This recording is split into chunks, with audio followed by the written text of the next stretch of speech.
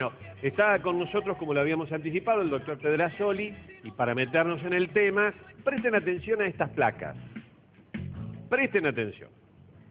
El 80% de los pacientes post-ACV, 80%, sufren de trastornos venosos. El 90% de pacientes postrados sufrirán alguna complicación relacionada a la enfermedad venosa, el 90%. Y el 80% de pacientes post cirugías reconstructivas traumatológicas sufren trastornos venosos. Miren los niveles de porcentaje. Niveles de porcentaje. Buen día, doctor. ¿Cómo le va? ¿Cómo le va? Altísimos. Realmente son porcentajes altísimos y créanme que se les da muy poca importancia a esto. ¿Quién no conoce un paciente que tuvo un accidente cerebrovascular, ya sea isquémico o hemorrágico, y que quedó con alguna lesión motora? Esto va relacionado a los pacientes que tienen lesiones motoras en su aparato locomotor, que tienen dificultad para la marcha, pacientes que quedaron con hemiparesias. A esos pacientes se trata. ¿Cómo se emparenta la enfermedad venosa con esto? Paciente que tiene un trastorno motor, que quedó con una hemiparesia, va a comenzar a padecer una atrofia de toda su masa muscular del miembro. En todo su miembro inferior, al no mover ese miembro, va a comenzar a tener atrofia de su masa muscular. Como yo le dije en reiteradas oportunidades, las venas tienen una ardua tarea.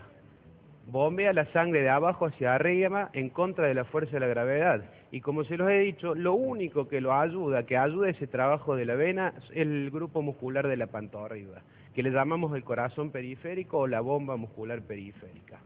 Y si yo les estoy diciendo que ese paciente va a tener una atrofia muscular, ese miembro va a estar, claro, va a estar en reposo permanente, no va a tener acción muscular, ese paciente va a comenzar a desarrollar la enfermedad varicosa. Este grupo de pacientes ingresa al grupo de lo que se llaman las varices secundarias.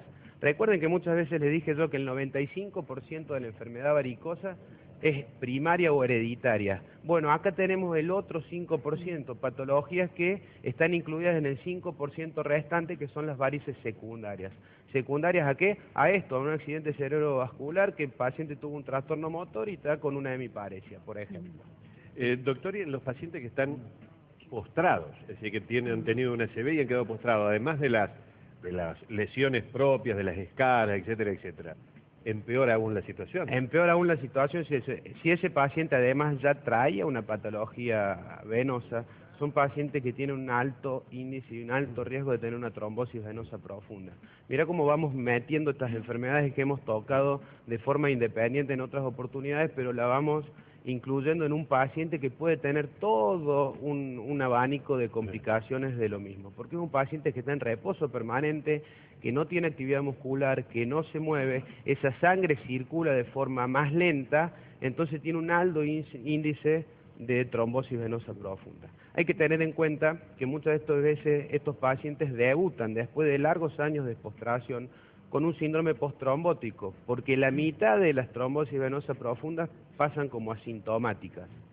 El paciente tuvo una trombosis venosa profunda, como ese paciente está postrado, tiene lesiones motoras, a veces tiene lesiones cognitivas también, no tuvo sintomatología, su miembro no se hinchó, pero de repente comienza con los años a manchar su pierna y debuta con una úlcera, producto de un síndrome posttrombótico, de una trombosis que tuvo hace unos años atrás.